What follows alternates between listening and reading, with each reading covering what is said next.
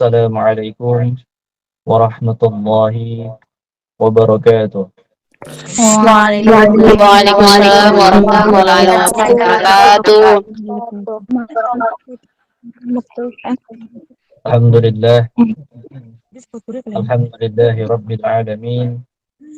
Nahmaduhu wa nasta'inuhu wa nastaghfiruhu wa na'udzu billahi min shururi anfusina wa min sayyiati a'malina.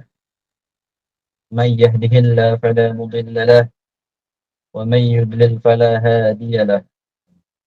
أشهد أن لا إله إلا الله وحده لا شريك له وأشهد أن سيدنا وحبيبنا وشفيعنا ومولانا Muhammad amma ba'du. Alhamdulillah, Fadlatul Kiram yang saya muliakan, yang saya hormati, founder komunitas sahabat hijrah seiman, kita doakan semoga beliau dijaga oleh Allah dan urusannya dilancarkan oleh Allah Subhanahu wa taala. Yang saya muliakan, para admin tanpa terkecuali, kita doakan para admin kita semua selalu diberikan keistiqomahan untuk menjalankan kebaikan menuju Allah Subhanahu wa taala. Kemudian yang saya hormati, yang saya muliakan segenap para member sahabat hijrah seiman, teman-teman yang hadir dalam majelis sahabat hijrah seiman yang insya Allah pada malam hari ini kita akan menghatamkan bab puasa, babus saum dalam kitab Fathul Mu'in, Syarah Qurratul Ain dengan atas izin Allah Subhanahu wa taala. Teman-teman, suara saya masih jelas? Jelas, Ustaz. Jelas. Alhamdulillah, segala puji bagi Allah. Pada malam hari ini kita dipertemukan lagi sama Allah, yang mana tidak ada hal yang mustahil. Tadi sore kita bertemu, tetapi pada malam hari ini kita dipisahkan sama Allah. Tapi Allah tidak demikian. Allah mempertemukan kita kembali untuk kebaikan, yakni mengkaji suatu kajian ilmiah, yakni babus saum, atau kita membuktikan rasa kegembiraan kita akan kedatangan bulan suci Ramadan dengan mengetahui ilmu-ilmu yang membahas tentang puasa Ramadan.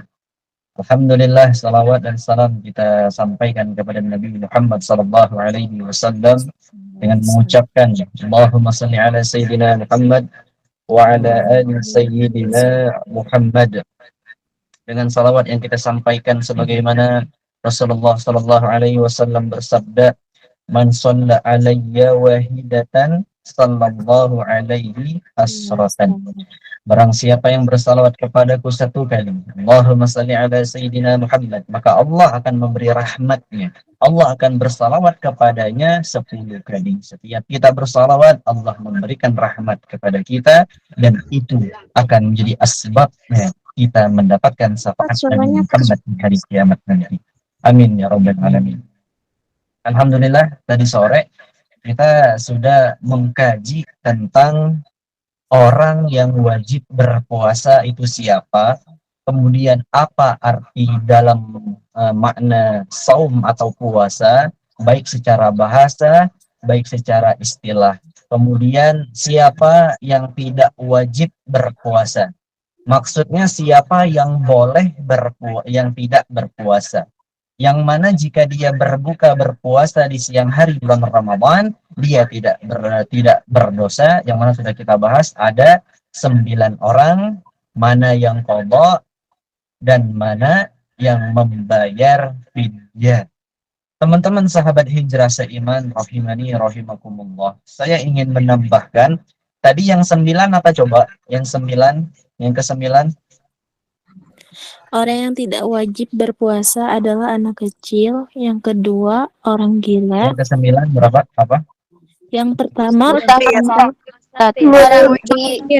kecil, orang gila, orang pertama, sakit, orang yang tidak orang wajib tua. karena berpuasa adalah anak kecil. Yang kedua, orang gila. Yang ketiga, orang sakit. Yang keempat, orang tua. Yang kelima, haid. Yang keenam, nifas. Yang ketujuh, orang hamil. Yang kedelapan, orang menyusui yang dalam perjalanan atau orang musafir. musafir sekira perjalanannya. orang yang dalam perjalanan. 9 musyafir. Ini saya mau menambahkan, kapan sih seseorang itu disebut dengan musyafir dalam bab puasa? Di sini saya baca sarahnya, yakni di dalam kitab I'anatul Talibin, bahwa orang yang disebut musyafir itu ketika dia berangkatnya waktu sahur. Di waktu sahur. Berarti jika kita berangkatnya ingin ke perjalanan yang jauh, misalkan kita dari Jakarta ke Surabaya, atau antum dari rumah ingin ke Jogja, atau yang jaraknya jauh, itu berangkatnya setelah subuh, habis waktu sahur, itu tidak terhitung lagi musyafir. Orang yang berangkat sebelum waktu subuh, ketika waktu sahur, itu adalah orang yang musyafir. Jika dia berangkat dari rumahnya, berangkat untuk menuju tujuannya, itu dia berangkat pada waktu sahur, maka dia termasuk golongan yang ke-9 musyafir. Boleh bagi dia kalau dia tidak mau berpuasa. Tapi kalau dia berangkatnya pagi, siang, itu tidak masuk lagi. Begitu aja penambahannya, teman-teman. Nah, kita sudah membahas tadi rukun dalam berpuasa, yakni yang harus diperhatikan adalah niat. Sudah kita bahas bahwa niat itu waktu awal wajibnya kita menginapkan dalam hati kita atau mengucapkan sunnah, misalkan nawaitu sauma ghadin ila akhir, itu sunnah waktu maghrib. Ketika waktu maghrib nanti, misalkan nanti hari apa, kita masuknya di hari Kamis atau hari Rabu, ketika maghribnya kita harus segera berniat berpuasa Ramadan pada hari esoknya. Kapan terakhir waktu niat? Ketika masuk sholat subuh, waktu sholat subuh lah. Pada malam hari ini insya Allah kita akan membahas tentang apa sih hal-hal yang membatalkan puasa tersebut. Di sini hal yang membatalkan dalam bab puasa itu terbagi menjadi 2, teman-teman. Sudah kita sampaikan. Yang pertama, yang membatalkan itu pahala puasanya. Itu yang pertama. Pahala puasanya. Nanti beda pembahasannya. Yang kedua, batal puasanya. Yang pertama, pahala puasanya yang batal. Yang kedua, puasanya yang batal. Begitu. Kan definisi dari segi etimologi atau terminologi, bahasa maupun istilah, itu tadi disebutkan secara istilahnya, secara terminologi agamanya. Apa itu puasa? Menahan diri dari suatu hal yang membatalkan puasa. Apa itu yang membatalkan? Tadi kita bagi 2. Kalau antum mau nulis itu dibagi 2 begini. Atau antum kasih kotak 2. Apa? Yang pertama adalah hal yang membatalkan pahala puasanya. Nanti kita bahas yang terakhir yang ini. Kita bahas yang bagian yang intinya dulu, yakni hal-hal yang membatalkan puasanya, bukan pahalanya, tapi puasanya yang batal. Ingat, harus ditulis, dihafal, dan dipahamkan. Yang pertama, hal yang membatalkan puasa adalah kemasukan, kemasukan atau dimasukkan sesuatu ke rongga lubang yang 5, ke dalam rongga lubang yang 5. Apa rongga 5-nya? Yang pertama mulut, itu 1. Yang kedua hidung. Yang ketiga telinga. Yang keempat, maaf, lubang bagian depan, baik laki-laki maupun perempuan. Antum paham kan maksudnya? Nggak perlu saya jelas sedetail-detailnya kan, bahaya soalnya. Yang itulah, bagian depan itulah pokoknya. Kemudian yang kelima, bagian belakangnya. Nah itu, kan 5 tuh. Itu yang pertama. Tulis dulu, nanti ada penjabarannya, ada penjelasannya, ada syarahnya.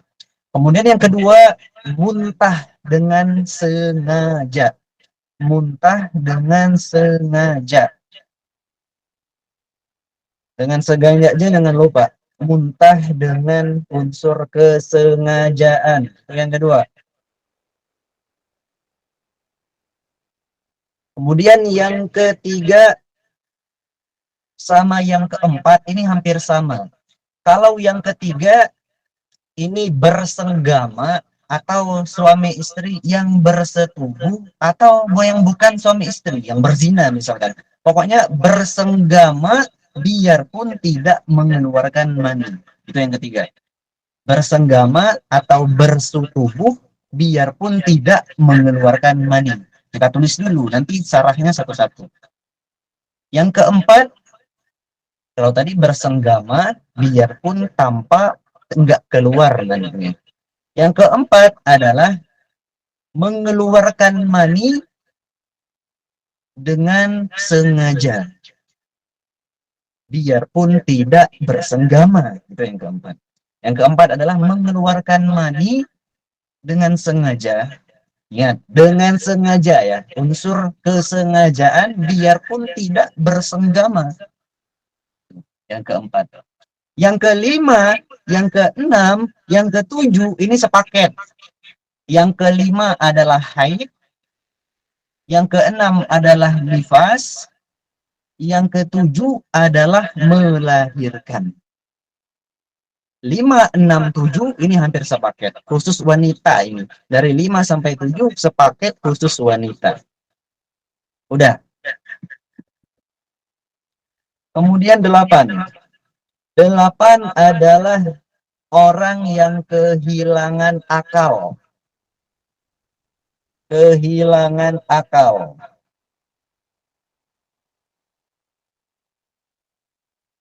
Udah kehilangan akal.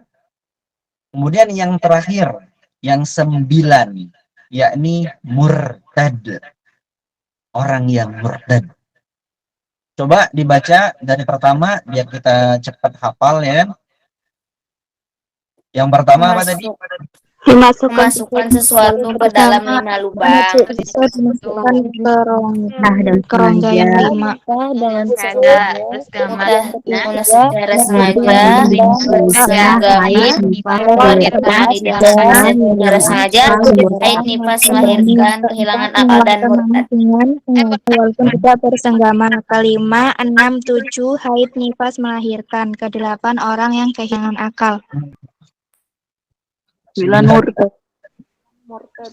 Yang ke-9 adalah orang yang murtad. Lah, baru kita bahas dari nomor 1. Sebenarnya pembahasan dari inti bab puasa ini, yang bab ini, hal-hal yang membatalkan puasa. Begini, kita harus fokus dulu di sini, karena ini harus benar-benar paham, di samping hafal harus paham. Nah, kenapa di sini ini pembahasan bab puasa? Karena puasa itu yang harus kita perhatikan, sesuatu yang membatalkan puasanya. Karena kenapa? Kalau kita nggak tahu apa yang membatalkan puasa, nanti puasa kita akan kacau.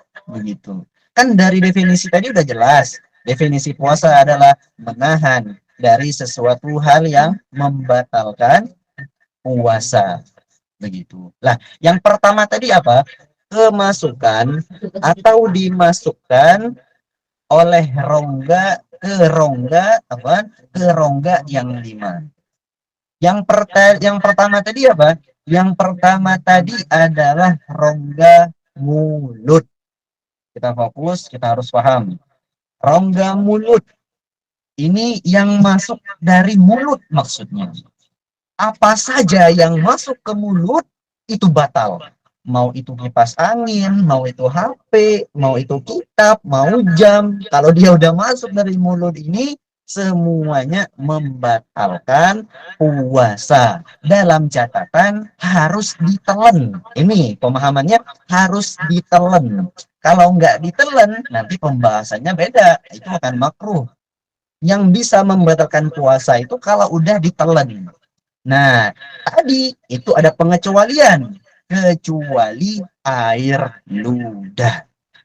Nah, di sini dalam kitab I'anatut Thalibin dijelaskan lagi.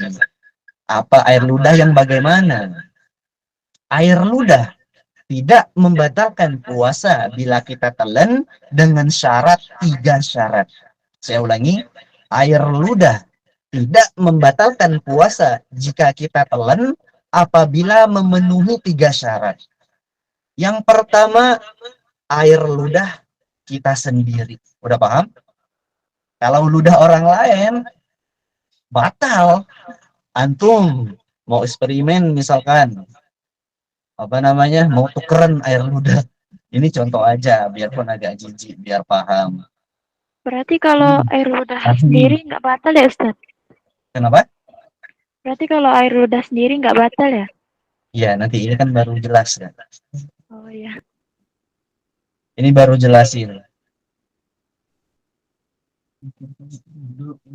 Yang pertama, air ludah itu harus air ludah kita sendiri. Mafhumnya bagaimana? Berarti kalau ludah orang lain itu batal atau enggak? Batal. Batal, karena bukan Batal, ludah Ustaz. kita. Biarpun itu air ludah hewan. Misalkan air ludah kucing, antum kurang kerjaan. Kambing, air ludahnya misalkan. Itu syarat yang pertama. Yang kedua, air ludahnya masih berada di tempatnya. Mana tempat air ludah? Mulut. Mulut. Di mulut. Nah, mafhumnya bagaimana pemahamannya? Jika ada air ludah yang sudah dipisahkan, misalkan begini, saya punya teman namanya Bintang. Bintang ini pengen menguji ilmu agamanya. Dia mengumpulkan air ludah dari habis tarawih sampai sahur. Air ludahnya diisi di gelas atau di cangkir sampai penuh, diisi di kulkas begitu. Karena pemahamannya nggak jelas, dia kurang memahami, dia kurang mendengarkan, jadi pemahamannya setengah-setengah. Waduh, tadi kajian tadi kalau air ludah mah nggak apa-apa, dipisahkanlah air ludahnya ke cangkir. Ini ludah pokoknya cangkirnya sampai full. Kemudian diisi freezer, diisi gula lagi begitu ya kan? Nah, diaduk-aduk, nanti kalau siang saya minum ini aja, begitu. Lah, kalau udah begitu batal nggak? Iya, Batal, Ustaz. Batal, Ustaz. Biarpun hanya sedikit, biarpun antum mau curangin Allah antum nih, mau main-main sama syariat. Antum habis subuh, antum ludah tangan antum misalkan, nanti kalau antum haus, antum telan gitu ludahnya. Nah, itu udah batal. Syarat yang kedua, air ludahnya itu tetap berada di mulut kita. Gitu. Yang ketiga, air ludahnya ini tidak tercampur apapun. Saya ulangi, yang ketiga, air ludahnya tidak tercampur apapun. Nah, begitu. Kalau tercampur sesuatu benda, maka itu akan batal puasa. Misalkan antum, kan tadi saya sampaikan, kalau yang mulut ini bisa membatalkannya itu apabila ditelan. Kalau masih di mulut, itu nggak batal. Seperti contoh, kita mencicipi makanan, itu batal nggak? Kalau ditanya batal atau enggaknya, nggak batal. Tapi itu nanti masuk ke kategori makruh yang akan membatalkan pahala puasa. Apalagi kita sengaja, nggak ada unsur atau uzur yang lain. Apa contoh uzur mencicipi? Misalkan orang perempuan yang mau mencicipi masakannya, yang masakannya ini akan dimakan oleh orang komunitas bukber misalkan, akan dimakan oleh jamaah banyak. Dia takut ini rasanya bagaimana, dicicip sedikit. Ingat, dicicip sama nelen itu beda.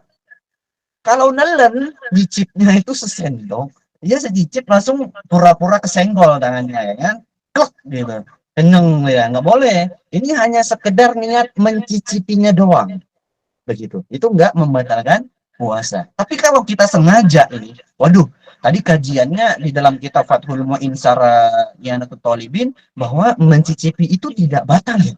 Dari pagi sampai sore dia cicip mulu itu.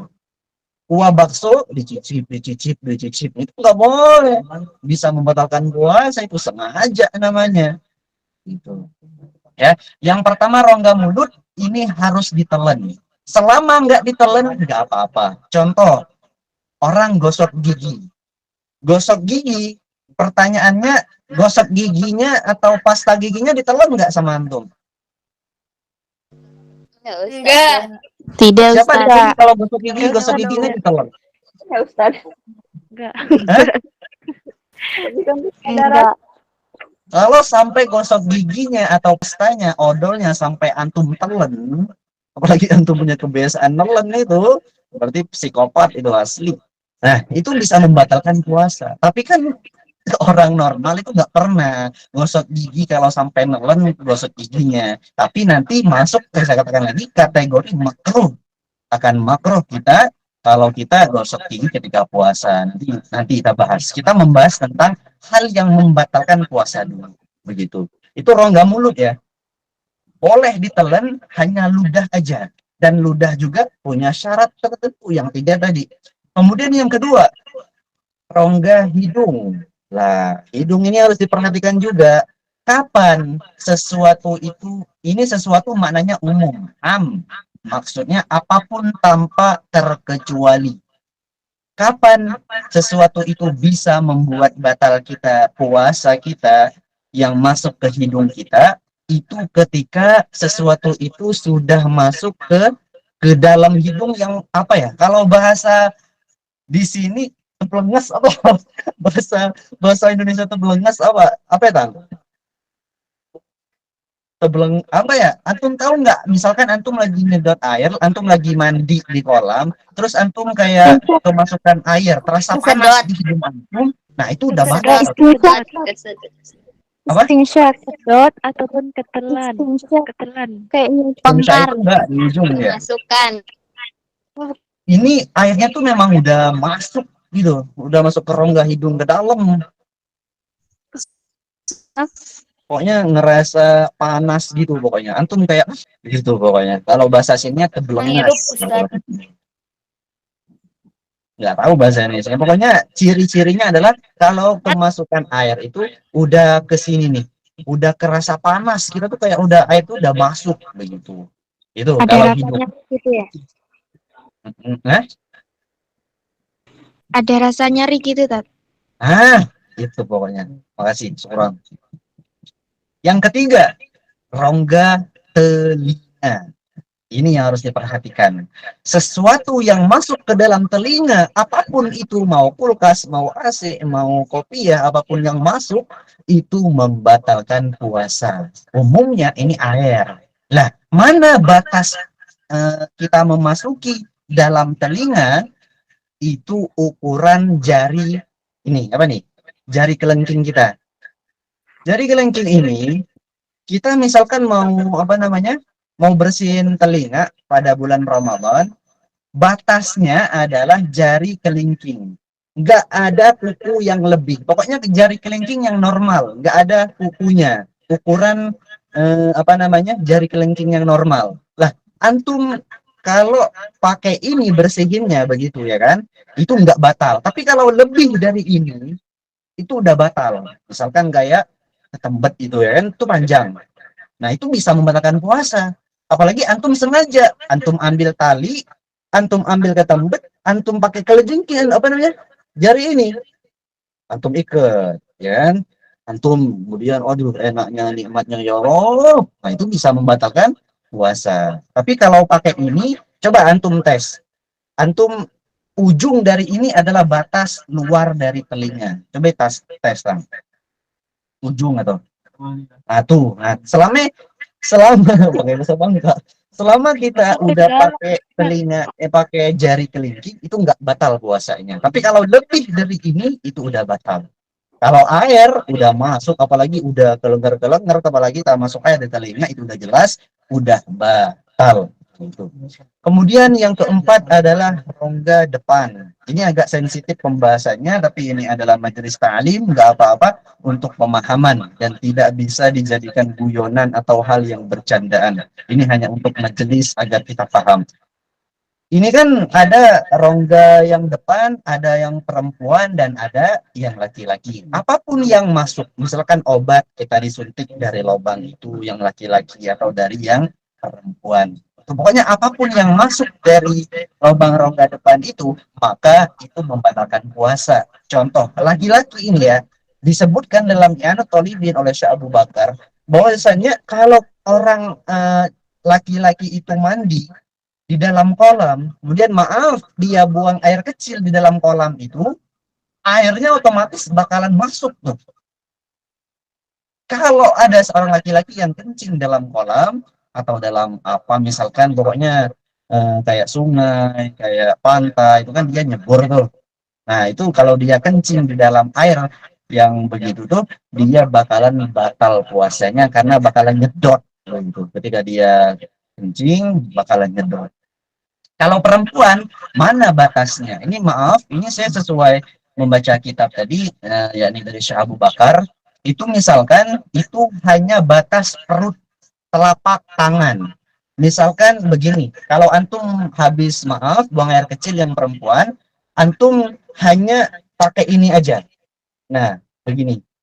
Nah, itu batasnya. Kalau antum iseng-iseng, misalkan jarinya begini masuk. Nah, itu udah batal. Biarpun sedikit. Paham nggak? Enggak, Ini aja. Ustaz. Paham, Ustaz. Jangan pernah iseng ya. Dan nggak boleh was-was. Jangan pakai sabun segala. Nanti sabunnya yang masuk. Itu bakal menjadi penyakit. Pokoknya jangan was-was kalau istinja itu. Antum bersihkan pakai air begini. Udah pakai perut telapak ini, tangan kiri. Ya, ya. Jangan sampai masuk. Itu bisa membatalkan puasa. Sama. Yang kelima adalah rongga belakang, baik perempuan maupun laki-laki. Apapun yang masuk di dalamnya, maka itu akan membatalkan puasa. Di sini tadi dibahas, disindir pendapat Imam An-Nawawi, yakni Imam Yahya bin Syaraf An-Nawawi rahimahullah ta'ala, kalau ada orang yang penyakit ambeien. Antum tahu ambeien? Tahu, Ustaz. Ambeien itu kan kalau kita habis BAB, itu kan ada kayak isi perut tuh keluar. Kita mau masukin lagi, itu batal atau enggak? Nah, di sini Imam Nawawi menyinggung tadi bahwa kalau ada hal yang demikian itu tidak, bahwa misalkan memang tidak bisa dimasukkan, itu enggak apa-apa. Tapi kalau memang kita paksa terus sampai masuk jari kita paksa pokoknya sampai mendorot ke diri kita, itu yang membuat batal puasa. Begitu. Yang nomor satu beres dari mulut, hidung, telinga, rongga depan yang punya perempuan laki-laki, dan rongga belakang laki-laki dan perempuan. Paham deh kan? Paham? Bahwa yang kedua adalah muntah dengan sengaja. Antum paham kan dengan apa yang disampaikan yang nomor 2 ini? Kita tuh udah mafhum, udah memiliki pemahaman dalam pemikiran kita bahwa muntah itu ada yang sengaja dan ada yang tidak disengaja. Antum tahu kalau muntah disengaja tuh bagaimana? Sengaja Antum ambil jari, antum tusuk ke tenggorokan, itu bakalan muntah. masukin tangan ke mulut, Ustaz. Itu muntah. Itu kan sengaja tuh. Kalau dia sengaja, itu bakalan batal puasanya. Lah, misalkan sengajanya tuh kayak misalkan sengaja ke tempat-tempat yang apa gitu yang membuat kita tuh muntah. Dan kita udah tahu bakalan muntah resikonya kalau ke situ. Tapi kita sengaja, itu juga membatalkan puasa. Lah, kalau nggak sengaja ya nggak batal. Misalkan kita tiba-tiba cium apa gitu nggak sengaja, tiba-tiba langsung muntah. Pokoknya muntah yang tidak sengaja. Lah, muntah ini ada kaitannya dengan bab air ludah tadi. Apa coba kaitannya? Kalau air muntah bercampur, kalau kita muntah kan, baik itu sengaja maupun tidak sengaja, air muntah otomatis akan bercampur baur dengan air ludah kita. Betul nggak kalau orang muntah? Ada yang muntah lewat hidung, Iya. Pak Nur? Tidak. Ada. Ya, ada yang muntah lewat telinga. Tidak. Enggak ada. Nggak ada. Pasti muntah itu lewat mulut, yang mana secara otomatis air muntah itu akan bercampur baur dengan air ludah. Lah, apa tadi syarat air ludah yang ketiga, yang mana air ludah tidak membatalkan puasa bila ditelan, tidak tercampur sesuatu. Jadi buat teman-teman nih yang hobinya muntah-muntah, misalkan masa hobinya muntah-muntah. Misalkan ada nih teman-teman yang hobinya muntah-muntah, itu harus antum perhatikan. Ingat, muntah ini adalah najis. Air muntah adalah najis. Kalau antum muntah, antum harus bersihkan dengan air. Ya, air muntah ini nggak bisa dibersihkan. Misalkan kalau kita istinja, Kalau nggak ada air, bisa pakai tisu, ya kan? Bisa pakai sesuatu yang kasar, kayak batu, ya kan? Tapi kalau muntah, antum jangan samakan. Ini beda pembahasannya. Kalau muntah hanya bisa dibersihkan dengan air. Dikumur-kumur dulu. Antum jangan, waduh air nggak ada. Antum ambil tisu, antum geplek ke tangan, antum bersihkan dulu. Enggak. Bakalan nempel pasti. Karena itu cairan yang sudah bercampur dengan air liur. Lah, ini maksudnya apa? Antum habis muntah, baik itu sengaja maupun tidak sengaja, antum harus segera membersihkan area mulut antum. Yang mana antum harus berhati-hati nih. Jangan sampai antum mengambil kesempatan dalam kesempitan. Waduh, alhamdulillah saya muntah, ada harapan berkumur kemudian nelen nih. Jangan. Itu jelas dosa membatalkan puasa. Tapi berkumurnya berniat untuk mensucikan air muntah yang ada di dalam mulut kita. Begitu. Jadi habis muntah, langsung aja untuk berkumur. Karena air muntah itu akan bercampur dengan air ludah. Kita bersihkan pokoknya sampai udah nggak kita kira-kira udah bersih, udah boleh. Kalau mau telan air liur boleh, nggak batal asalkan memenuhi 3 syarat tadi begitu. Kemudian apa tadi yang ketiga? Bersenggama, Nah, ini sebenarnya masuk bab suami istri, tapi di sini singgung sedikit. Maksudnya boleh di luar suami istri. Ini mohon maaf, kalau ada orang yang berzina, itu kan bersenggama tuh, berzina tuh, itu tetap batal. Nah, ini maaf, kita ini kajian ilmiah agak sensitif sedikit. Kapan bisa dihitung batal orang bersenggama itu? Ini maaf, ketika ujung si otongnya punya laki-laki, kepalanya doang, kepala otongnya doang, itu masuk ke punya perempuan biarpun sedikit saja. Nah, misalkan jagoannya atau si otongnya laki-laki ini masuk sedikit, nah itu udah membatalkan puasa, biarpun sedikit, begitu. Tetap membatalkan puasa. Makanya, kalau dalam Al-Quran jelas bahwa kalau orang suami istri bersenggama di siang hari akan membayar kafarat itu sangat gede. Disebutkan bahwa akan memerdekakan seorang budak, akan berpuasa 2 bulan sekaligus berturut-turut, mengasih makan 60 fakir miskin. Pokoknya yang udah punya istri, yang udah punya suami, ditahan dulu begitu. Malamnya nggak apa-apa, kan ayatnya jelas di situ. Kemudian yang keempat adalah apa tadi yang keempat? Mengeluarkan mani dengan sengaja atau tidak sengaja. mengeluarkan air mani dengan sengaja. Antum paham nih, yang laki-laki maksud yang sengaja itu bagaimana? Mau dengan cara apapun, kalau dia sengaja mengeluarkan air maninya, maka itu batal puasanya. Biarpun suami istri, si istri mengeluarkan air mani si suami pakai tangannya, maka akan batal puasa, dan sebaliknya juga akan membatalkan puasa karena itu disengaja.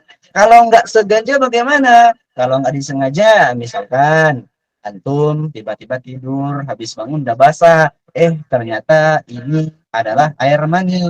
Habis antum mimpi basah, nah itu antum lanjutin puasanya, nggak apa-apa begitu. Yang batal adalah mengeluarkan air mani secara sengaja begitu. Banyak caranya mengeluarkan air mani itu, pokoknya keluar dengan sengaja itu batal begitu aja.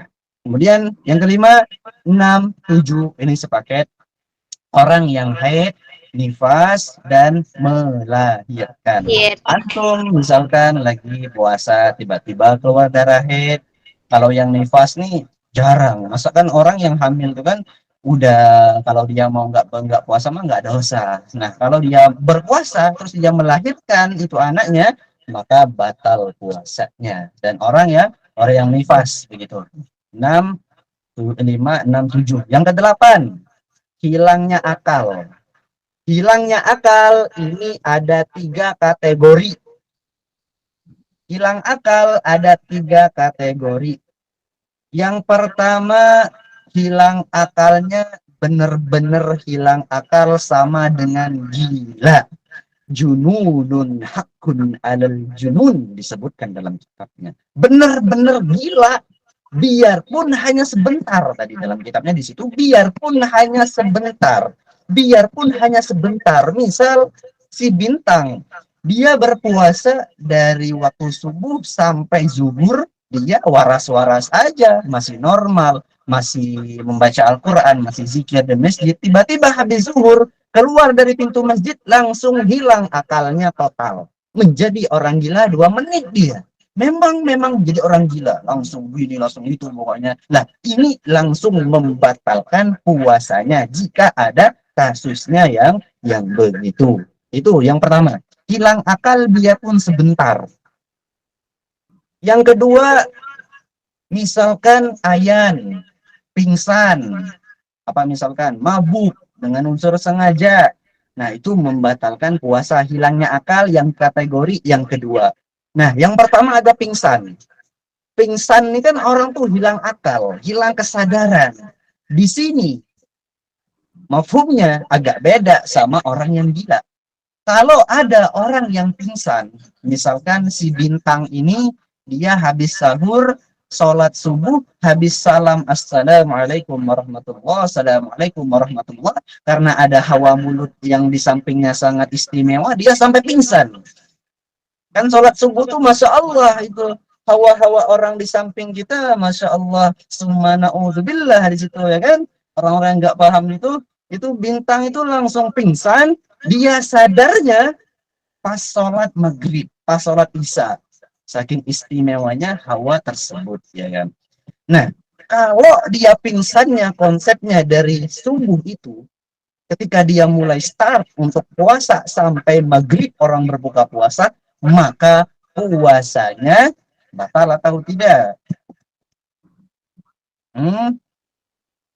Batal. Batal puasanya. Kecuali ini yang beda sama yang gila. Kecuali dia sempat sadar biarpun sebentar. Contoh, dia habis salam karena mencium hawa yang istimewa tadi, langsung pingsan, terus tiba-tiba jam 10 atau jam 11, dia tuh sempat sadar. Waduh, ini udah jam 10, udah jam 11. Yang mana yang di situ masih ada tuh orang yang memberikan hawa istimewa di depannya. Ngomong orangnya, alhamdulillah udah sadar, kecium lagi hawanya.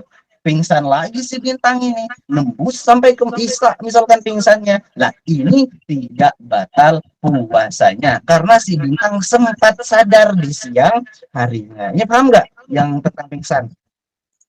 Insya Allah. Ada. Oh, kalau ada itu materinya gitu. Yang ketiga, hilang akal tidur. Orang tidur tuh hilang akal nggak sih? Iya, Ustaz. Hah? Iya. Iya, Kecuali anime kan ada anime yang mana tidurnya tetap aktif ya, bisa merasakan kayak anime apa itu Dr. Stone itu tetap biarpun dia misalkan siapa namanya itu Dr. Stone itu biarpun dia jadi batu tahunan tapi dia tetap aktif itu berpikir harinya ke hari begitu. Nah, itu beda. Kita manusia biasa, orang tidur itu kita bakalan kehilangan akal. Lah, coba ada si Bintang ini dia habis sahur subuh enggak, sholat apa enggak, dia langsung tidur, terus dia bangunnya pas azan maghrib. Kira-kira batal nggak puasanya? iya.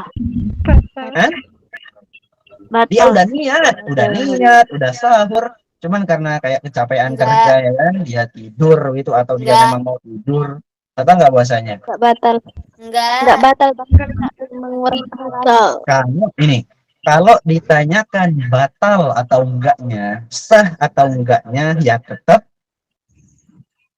sah. Puasanya sah. Ini tidur. Makanya tadi dibagikan oleh Syekh Abu Bakar rahimahullah ta'ala, kategori pingsan dengan tidur itu berbeda. Biarpun dia tertidur dari pagi sampai sore, dia nggak sholat, ini bahasan sholat beda lagi. Yang kita bahas ini adalah bab puasa ya. Hal-hal yang membatalkan tentang puasa. Nanti si Bintang ini bakalan masuk hal yang membatalkan pahala puasa. Jadi dia itu percuma puasa. Nggak ada nilainya begitu maksudnya kalau yang tidur begitu. Udah, itu tiganya. 3 kategori orang kehilangan akal. Yang terakhir adalah orang yang murtad. Kalau antum mau materi yang lengkap, itu ada di kitab Sulamun Taufik. Itu di Muqaddimah tuh jelas tuh orang-orang yang murtad itu ciri-cirinya bagaimana. Contoh misalkan ketika kita berpuasa, jangan si Bintang lagi, si Silko. Silko ini ketika berpuasa tiba-tiba dia menonton di TikTok, menonton di Facebook, menonton di YouTube ada acara tentang Kristen. Yang mana imannya langsung tergoyahkan, iman si Silko ini ya kan. Dia langsung tergoyahkan, langsung dia percaya bahwa apa yang diyakini oleh orang Kristen itu Tuhannya itu. Kemudian si Silko ini emang percaya. Ternyata benar ya. Dia sudah mentasdikkan dalam hatinya, sudah membenarkan dalam hatinya bahwa itu Isa alaihissalam adalah benar-benar Tuhan sebagaimana yang diakui oleh orang Kristen. Maka seketika itu Silko batal puasanya karena dia sudah murtad. Atau ciri-ciri orang murtad itu adalah orang yang mengakui adanya nabi selain Nabi Muhammad. Itu begitu. Misalkan kan Nabi Muhammad jelas nabi akhir zaman.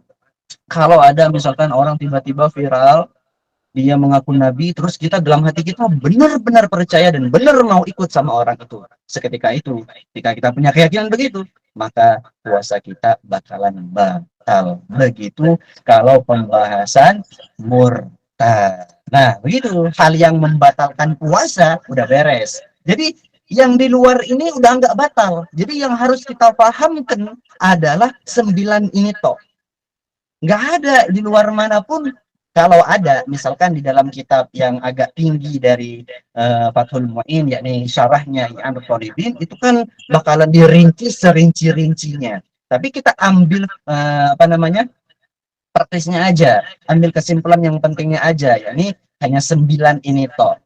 Nah, nanti kalau di luar 9, berarti nggak batal. Nanti kalau mau antum tanya, ada yang membatalkan puasa, bakalan ketemu, oh begini dan begitu. Kemudian yang kedua tadi apa? Hal yang membatalkan pahala puasa. Kalau tadi membatalkan puasanya, yang sekarang hal yang membatalkan pahala puasanya. Nah, hal yang membatalkan pahala puasanya ini, kata Syekh Abu Bakar, bahwa ini berurusan terhadap batinnya seorang hamba. Akhlaknya seorang hamba, baik itu kepada manusia, baik itu kepada Allah Ta'ala. Maksudnya, apapun yang kita lakukan dan itu ada unsur kemaksiatan, unsur yang bisa menimbulkan orang itu misalkan membuat orang tuh terfitnah, misalkan kita adu domba, kita gosip, pokoknya hal-hal yang berefek itu maksiat, mendapat dosa dari Allah, maka itu akan membatalkan pahala puasanya biarpun sedikit demi sedikit. Karena banyak orang sekarang berpuasa bisa menahan minum tapi tidak bisa menahan mulutnya untuk memfitnah orang, untuk menggibah orang, untuk menjelek-jelekan orang, untuk menggosip kejelekan orang. Mereka nggak tahan. Mereka tahan untuk tidak lapar, untuk tidak makan, tapi mereka tidak tahan untuk menggunjing saudara seimannya, memfitnah saudara seimannya. Itu bakalan batal pahala puasanya. Puasanya mah nggak batal. Kalau antum ada teman antum yang fitnah, yang ngejek-ngejek antum, yang apalah pokoknya, yang melakukan yang enggak antum suka, dia melakukan kemaksiatan, itu jangan antum batalkan puasanya, tapi antum bilang pahalanya yang batal. Orang itu kalau dia berpuasa tapi melakukan hal-hal yang membatalkan pahala puasanya, ibaratkan orang ngisi air ember, air keran, ini ada ember, kemudian ini dimasukin kerannya air, kerannya bocornya banyak. Dia fitnah satu, bocor satu. Dia gibah ini, bocor. Dia berjualan misalkan, jualannya korupsi, dagangannya haram, begitu. Itu bakalan bocor. Pahala yang air alirkan ke ember ini akan habis. Makanya kata Rasulullah, banyak dari kalangan umatku yang berpuasa hanya mendapatkan lapar dan dahaga saja. Ini yang dimaksudkan. Jadi orang yang benar-benar tahu terhadap ilmu berpuasa, babus saum dalam ilmu fikih, Dan puasa ini kata Imam As-Suyuti rahimahullahu taala bukan hanya masalah zahir fikihnya aja.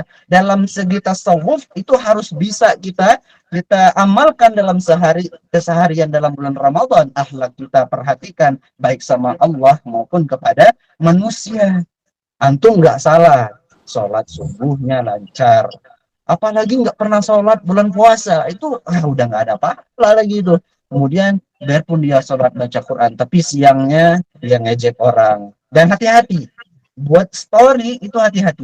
Buat story adalah biarpun bukan mulut yang berbicara, tapi tangan yang berbicara. Dia mengetik, menggibah begini. Kan mak-mak itu zaman sekarang tuh ada masalah sedikit, pokoknya dibuat kayak makalah dari asal usul masalahnya sampai akarnya itu, sampai ujung masalah ditulis di statusnya. Itu jangan ya, jangan. Jaga ketika berpuasa, baik itu kita menjaga mulut kita dari perkata hal yang dimurkai oleh Allah, telinga kita terhadap sesuatu yang dimurkai oleh Allah, kaki kita tidak menginjak ke sesuatu yang tidak disukai oleh Allah, tangan kita agar tidak menggenggam sesuatu yang tidak dari Allah Subhanahu wa taala. Kita harus menahan apapun yang membuat kita Allah tuh murka dan mendapat dosa. Pokoknya apapun yang berunsur kemaksiatan, kejahatan, baik itu hablum minallah wa hablum minan nas, itu bakal membatalkan pahala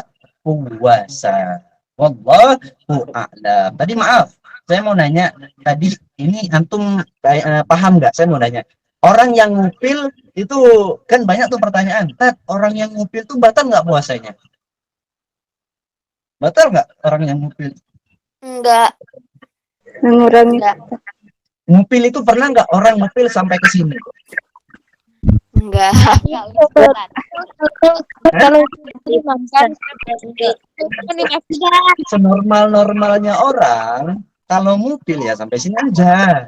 Ya buat kabar gembira nih, kabar gembira atas kegembiraan bagi yang hobi ngupil. Apalagi ngupil ini masalah adab. Antum jangan ngupil di depan orang yang apalagi lagi makan, lagi apa, jangan ya. Itu ngupil nggak membatalkan puasa, kan nggak dalam. Tapi kalau antum memang dalam itu ngupilnya sampai tembus ke sini, sampai antum tuh susah buat napas, itu sudah membatalkan puasa. Tapi nggak mungkin kan, gitu. Wallahu a'lam bishawab. Teman-teman rahimani rahimakumullah, berpuasa udah hatam.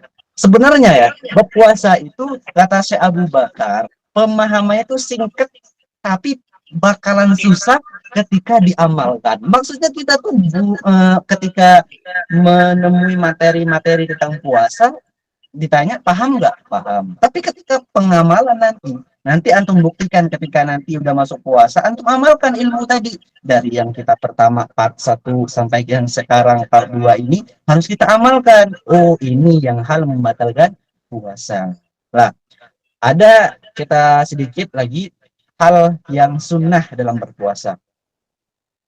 Apa sih hal-hal yang sunnah? Di sini disebutkan bahwa hal yang sunnah yang dilakukan ketika bulan Ramadan itu didobelkan oleh Allah Subhanahu wa taala. Salat duha sunnah wajib tak? Sunnah wajib tak? Sunnah Ustaz. Sunnah. Apa definisi sunnah? Bila dikerjakan mendapat pahala, bila ditinggalkan Bila ditinggalkan dan mendapat dosa. Pada bulan Ramadan didobelkan sama Allah. Triple, pokoknya didobel kan gitu. Nah, kalau yang berhubungan dengan puasa seperti sahur. Sahur ini waktunya pertengahan malam. Ini waktu dapat sunnahnya ya. Masuk mendapatkan sunnah nabinya di pertengahan malam. Contoh jam 1 lah, jam 2, jam 3 begitu. Kalau sebelum itu jam habis antum taraweh, antum sahur itu belum dapat sunnahnya disebutkan di sini. Ingat, fikih ini sifatnya luas karena kita mengkaji Fathul Mu'in dan di sini memang mencakup dalam pendapatnya, iktimatnya menurut mazhab Syafi'i di sini jelas. Itu pemahaman yang kita butuhkan ya apa yang kita amalkan sehari-hari. Contoh masalah niat. Masalah niat kan mazhab Maliki berkata niat itu bisa mewakili di hari pertama bisa mencakup 1 bulan. Tapi Imam Syafi'i berkata lain.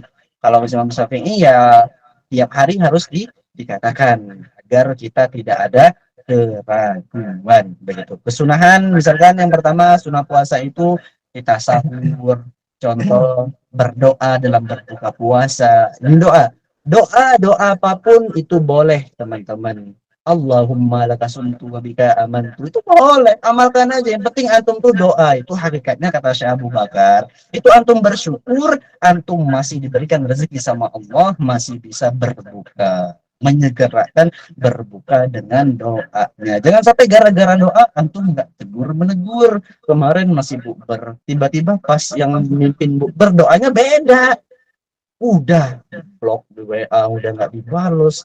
Kamu ini beda ini, jangan ya. Kita itu pemahaman tuh harus benar-benar memahami sesuatu apa yang kita amalkan. Kalau ada yang berbeda ya nggak apa-apa, itu wa'alan wasahlan, kita welcome aja sama pendapat. Mereka punya guru, kita punya guru, mereka punya kitab, kita punya kitab. Jangan sampai kita mudah menyalahkan, apalagi hanya masalah doa begitu kan. Allahu a'lam bissawab. Dan hal-hal yang makruh ya Allah, hal yang makruh ya tadi, hal yang menentang akan batal puasa. Contoh mencicipi makanan dengan sengaja dari pagi sampai subuh, dia apa namanya nyicip terus makanan masakan sahur ibunya, itu sampai berbuka, itu udah bukan makruh, itu bisa menekan puasa. Mentang-mentang tadi pemahamannya asal nggak ditelan, itu bahaya ada ya. Wallahu a'lam bishawab. Yang makruh itu apapun yang dimakruh dalam kehidupan biasanya di luar Ramadan itu bakalan makruh juga ketika Ramadan. Apalagi antum ini, mohon maaf teman-teman, kita kan nanti subuh, khususnya para laki-laki, antum kalau waktu sahur itu kan imsak. Ingat, imsak itu masih bisa makan dan minum. Imsak itu hanya pertanda untuk kita mulai menahan, agar kita udah siap-siap untuk berpuasa begitu. Kalau sudah nggak boleh berpuasa tuh, nggak boleh makan dan nggak boleh minum, mulai berpuasa ketika si muazzin azan, Allahu Akbar, Allahu Akbar. Udah nggak boleh makan lagi.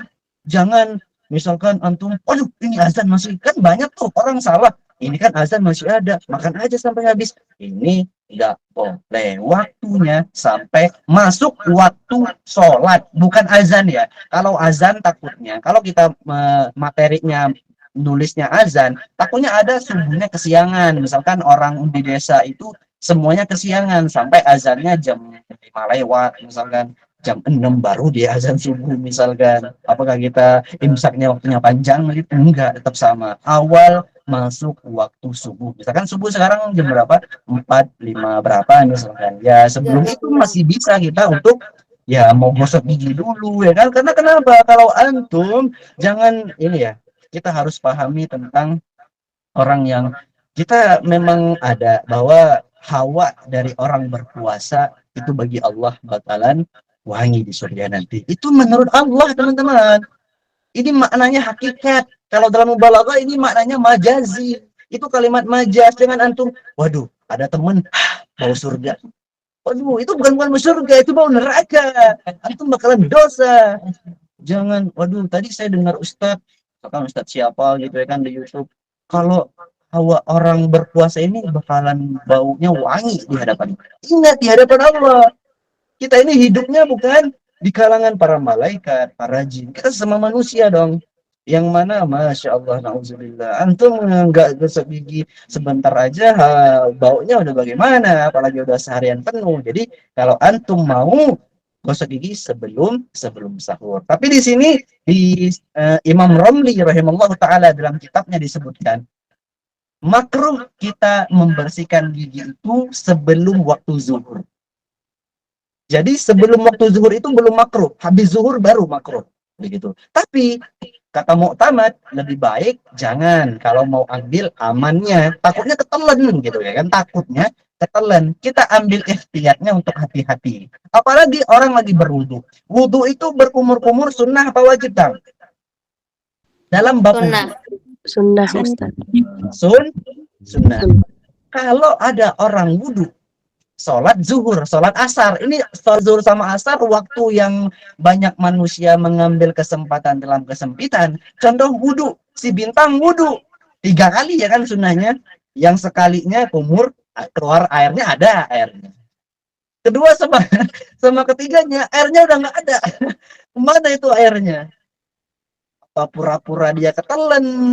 Apa dia pura-pura kayak nggak sengaja begitu? Enggak. Begini kata Imam Romli, kata di sini Syekh Abu Bakar, itu takutnya kalau antum takut itu batal, maka lebih baik jangan gitu. Kalau antum takut membatalkan puasa, apalagi memang niatnya jahat kayak Bintang tadi. Aduh, alhamdulillah waktunya berkumur. Berkumur satu, keluarnya ada. Lemur dua, kok nggak ada? Tiga, nggak ada. Kemana itu air? Kan tahu tuh. Nah, itu batal puasanya, udah jelas.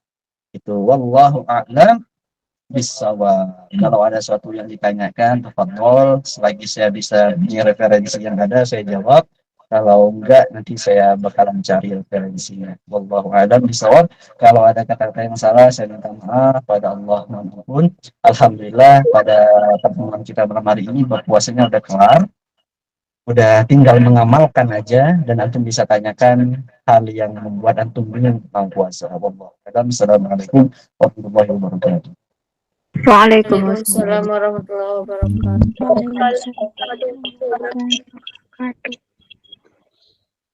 Masya Allah, Assalamualaikum tabarakallah. Ustaz. Syukran wa jazakallah khair Ustaz atas penyampaian materinya pada malam hari ini.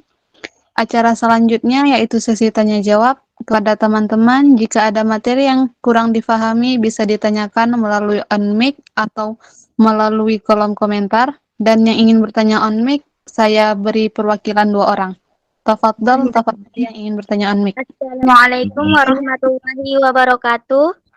Waalaikumsalam. Waalaikumsalam warahmatullahi wabarakatuh. Izin bertanya Ustadz, kan katanya bulan suci Ramadan bulan yang penuh ampunan. Jadi pertanyaannya, apakah dosa-dosa yang telah kita buat sebelum bulan suci Ramadan itu terhapus? Begini, bismillahirrahmanirrahim. Ingat, kita tuh punya Tuhan nggak pendendam.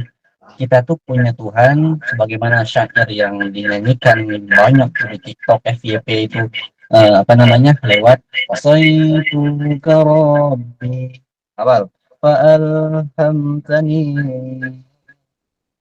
Itu kan ada kalimat yang syair yang keberapa itu di anda rabbi ghafur. Aduh, suara saya jelas nggak? Jelas Ustaz. Nah, apa syair itu? Syairnya li'anna rabbi ghafurun wadud. Ya Allah, karena engkau adalah Tuhan yang maha pengampun, yang maha penyayang terhadap hambanya. Asaitu ka rabbi fa'alhamtani. Ya Allah, aku ini bermaksiat kepadamu ya Allah. Fa'alhamtani, tapi kamu tetap lembut kepada kami ya Allah. Kemudian watas turuni, apa itu liriknya yang hafal? Dan kemudian artinya itu kalau kita ini tetap berbuat maksiat, kami tetap berbuat maksiat ya Allah, tapi engkau tutup aib-aib kami. Maknanya apa? Allah ini maha pengampun. Jadi jangan tanyakan sebesar apapun dosa kita yang kita perbuat, yang kita lakukan, itu tidak sebesar ampunan Allah. Kalau dosa kita sebesar kapal pesiar yang ada di lautan, maka rahmat Allah sebesar lautan itu sendiri. Jadi apapun dosa yang kita lakukan, biarpun bukan bulan Ramadan, biarpun di bulan Ramadan, jika kita bertaubat, beristighfar di hadapan Allah, bakalan diterima taubat kita sama Allah Subhanahu wa taala. Kan jelas dalam Al-Qur'an, janganlah kata Allah putus dari rahmatku wahai hambaku. Jangan putus dari rahmatku. Biarpun kita tuh udah melewati batas diri sendiri, dosanya udah banyak sekali. Ketika kita kembali kepada Allah, maka Allah akan menerima apa yang kita sesali dengan niat kita tidak mengulangi perbuatan yang kita sesali itu sendiri. Apalagi di bulan yang penuh maghfirah, yang penuh rahmat pada bulan Ramadan ini. Jadi perbanyak istighfar. Udah jelas semua dosa kita, jika benar-benar istighfar kita, jika benar-benar taubat kita bakalan diampuni sama Allah Subhanahu wa taala, yang mana Allah adalah Rabbun Ghafurun Wadudun. Allah tuh Maha memaafkan, Maha mengampuni, Maha penyayang terhadap hambanya. Sebanyak apa sih dosa kita di hadapan Allah? Jika kita memang mau minta ampun sama Allah, dosa kita tidak seberapa terhadap rahmat Allah Subhanahu wa taala. Wallahu a'lam. Assalamualaikum warahmatullahi wabarakatuh, Ustadz. Mohon bertanya, begini, semisal ada seorang gadis perawan di bulan Ramadan itu pengen puasa penuh. Itu kan biasanya kalau perempuan itu datang bulan. Nah, di bulan Ramadan itu pengen puasa penuh, maka si perawan itu ikut KB Ustadz agar tidak selama bulan Ramadan tidak datang bulan. Apakah boleh ikut KB si perawan di bulan Ramadan? Terima kasih Ustaz. Wassalamualaikum. Oh enggak, ini suaranya putus-putus. Tak siapa ini namanya? Ya, begini Ustaz. Ya. Misalnya ada perawan gadis itu pengennya puasa full sebulan. Nah, biasanya perempuan itu kan datang bulan ya, setiap bulan itu. Maka si perempuan, si perawan ikut KB agar tidak datang bulan di bulan Ramadan. Apakah boleh perempuan itu ikut KB di bulan Ramadan agar bisa puasa full sebulan? Terima kasih Ustaz. Ikut apa kak? KB.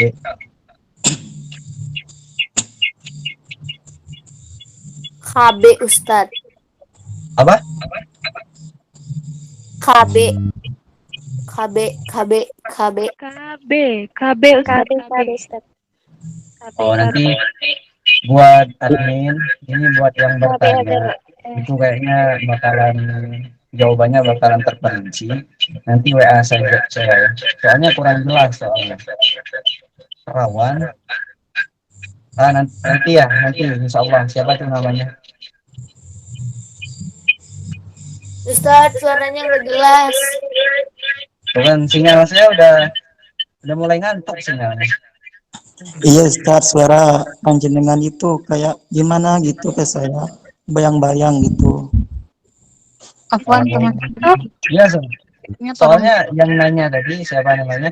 Itu suaranya memang agak ini juga, agak apa? Nggak jelas. Jadi buat pertanyaan yang tadi antum WA aja. Nanti kalau mau WA saya tuh, nanti kalau saya punya referensi buat jawab, saya jawab. Kalau memang saya nggak bisa jawab, ya saya bilang nggak bisa. Begitu. Wallahu a'lam. Sinyalnya ini. Assalamualaikum Ustaz. Waalaikumsalam warahmatullahi wabarakatuh. Karena Iya, Pak. saya mau bertanya. Baik. Afwan sebelumnya teman-teman boleh di off dulu biar suaranya tidak mantul. Udah. Share. Masih ada yang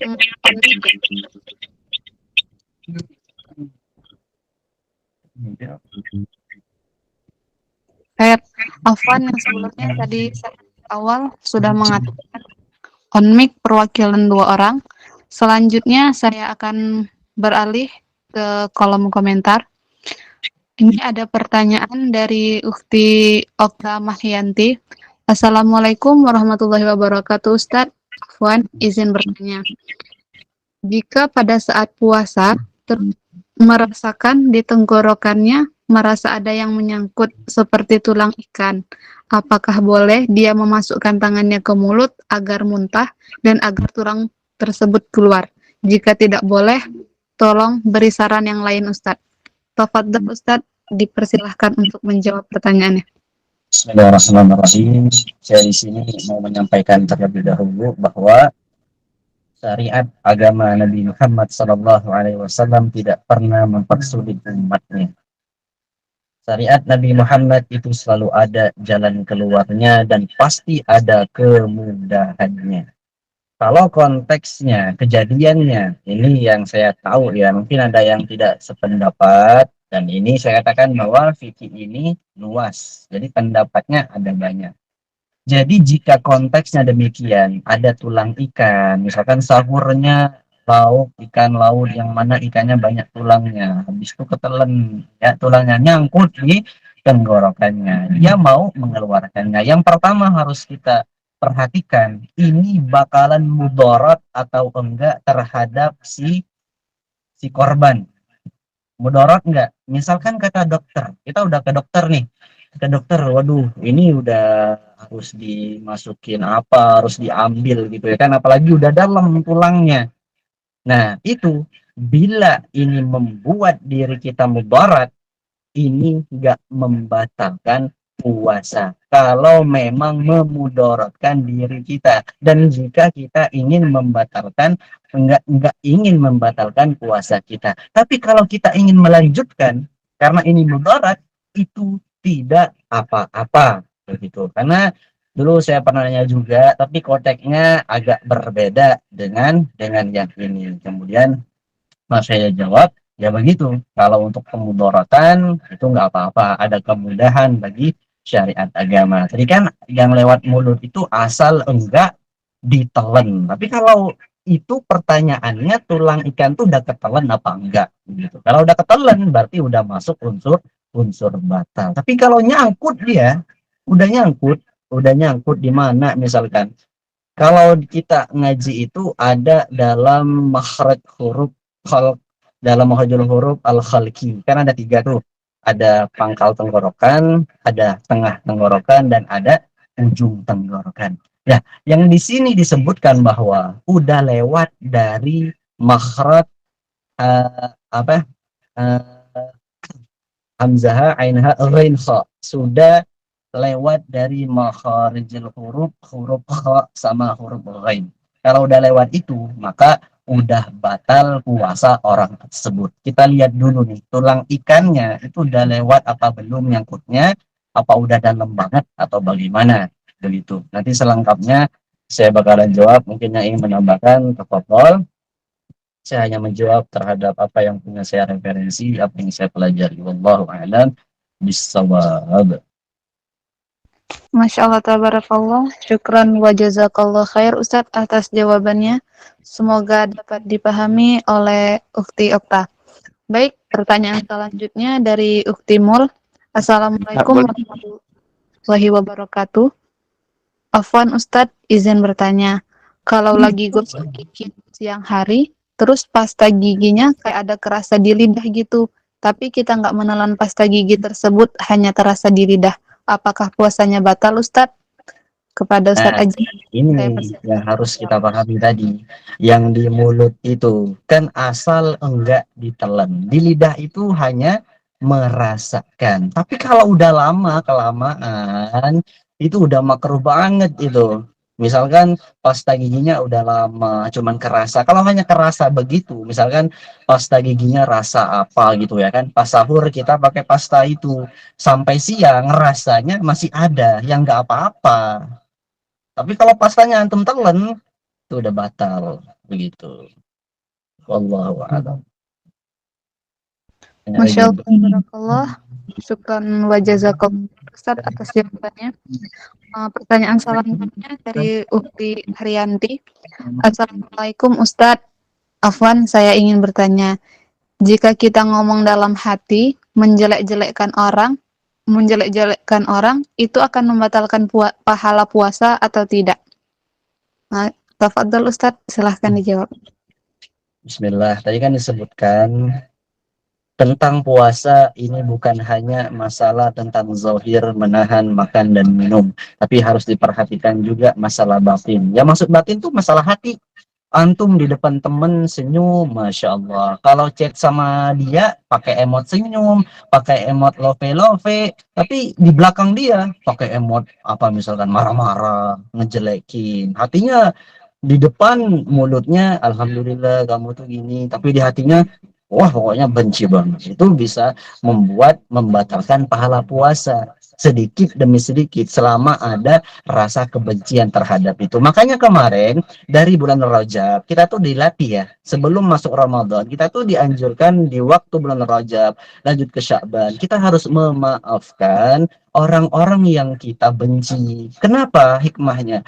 Di saat kita bulan Ramadan udah tiba, kita tuh udah benar-benar siap hanya fokus menjalankan ibadah. Kita nggak punya masalah ke A, nggak punya berbuat kesalahan si B. Memang udah kita urus kesalahan-kesalahan kita sama manusia, meminta maaf kepada mereka sebelum datang bulan Ramadan, agar bulan Ramadan kita hanya khusyuk untuk menambah pahala kita, menambah bekal kita. Begitu. Makanya dari Rajab kemarin, bulan Sya'ban kemarin ada keutamaan yang mana bakal diampuni semua dosa-dosa kecuali orang yang masih ada rasa kebencian terhadap saudaranya. Begitu. Karena untuk apa? Agar di Ramadan kita tuh nggak ada hal-hal yang membuat kita benci sama orang, hati kita nggak enak sama orang. Begitu hikmahnya. Wallahu a'lam bishawab. Masya Allah, tabarakallah, syukran wa jazakallah khair Ustadz atas jawabannya. Ada pertanyaan satu lagi Ustadz. Ini pertanyaannya sepertinya hampir sama. Dari Ukti Nurul Cinta dan Ukti Sinta Nuryani. Assalamualaikum warahmatullahi wabarakatuh. Afwan Ustadz, izin bertanya, apakah boleh membayarkan puasa keluarga yang punya alfa? Terus dari Uti Sintan, jika kita sudah bersuami, apakah masih boleh mengkode puasa kedua orang tua tanpa meminta izin suami? Kepada Ustadz Aji, saya persilahkan untuk menjawabnya. Bismillahirrahmanirrahim. Sini siapa yang udah ikut kajian Fathul Mu'in? Yang udah bab masalah qadha salat? Ada Ustadz. Nah, di situ kan disebutkan itu bukan hanya sholat aja.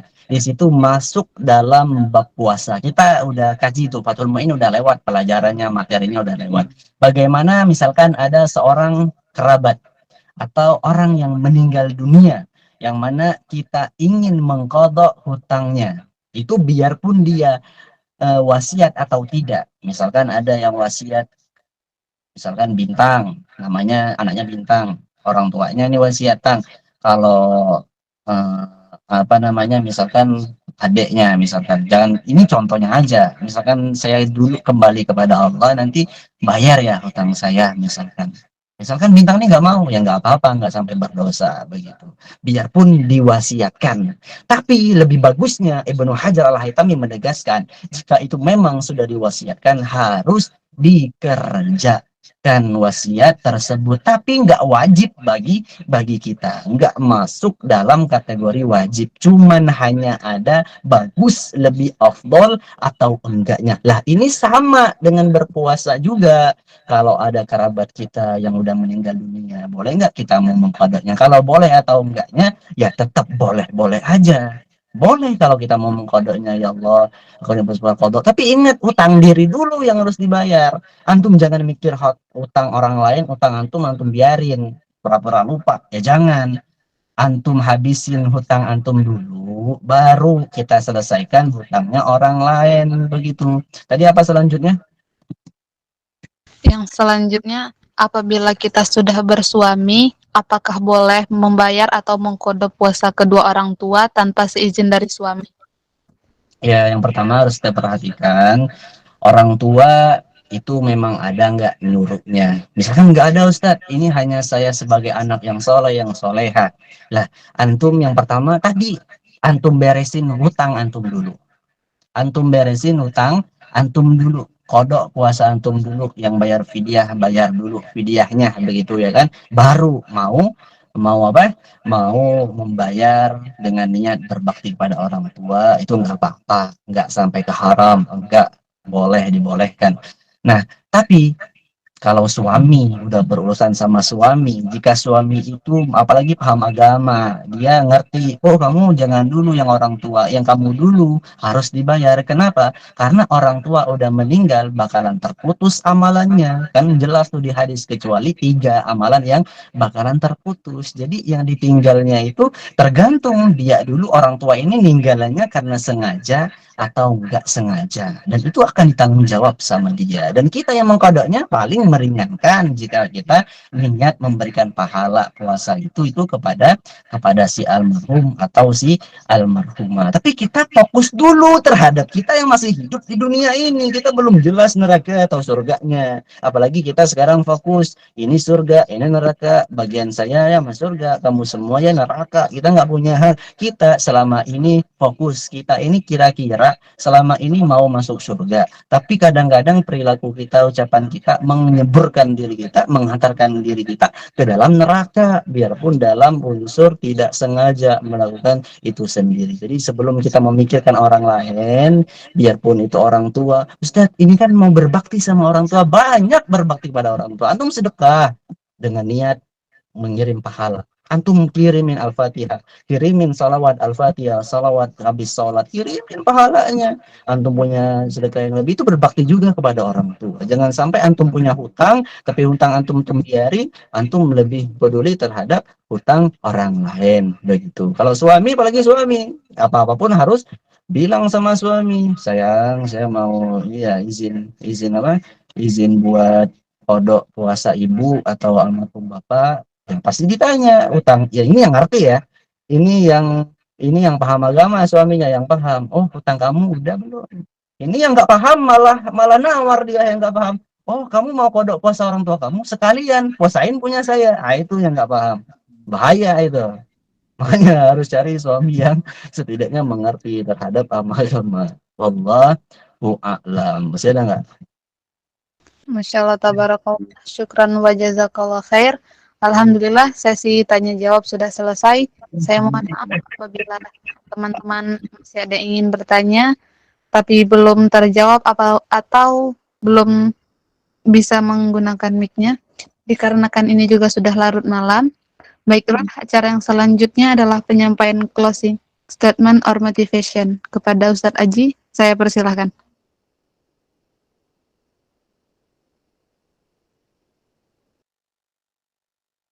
Bismillahirrahmanirrahim. Kita motivasi lagi.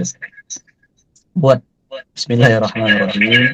Buat kita pria ataupun wanita, belajarlah terhadap ilmu agama. Karena mudah untuk menjadi tampan, mudah untuk menjadi cantik, tapi tidak mudah untuk menjadi soleh, tidak mudah untuk menjadi soleha.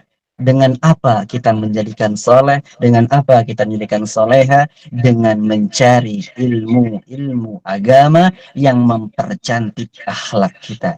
Jangan fokus mempercantik diri, karena diri akan biasa di hadapan nanti. Akan ada hari yang bakal kita terpisah dari dunia ini. Tapi percantiklah akhlak, karena akhlak bakalan menemani apapun yang terjadi pada kita di yaumul akhirah. Apapun itu kita perbagus akhlak kita, jangan fokus memperbaiki diri. Dengan apa? Dengan ilmu agama. Jadilah wanita yang berkualitas dengan ilmu agama yang berkualitas. Jadilah pria yang saleh dengan ilmu agama yang saleh. Wallahu a'lam bishawab.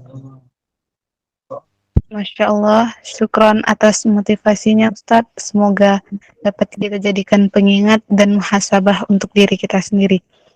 Acara yang selanjutnya adalah doa. Kami persilahkan untuk Ustadz memimpin doa dan sekalian menghaturkan Al-Fatihah kepada saudara-saudara kita dimanapun berada yang sedang terkena musibah.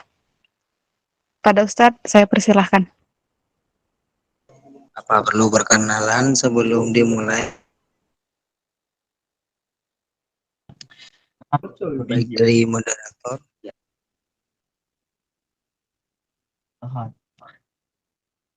Bismillah. Itu ada Gus Irfan bukan?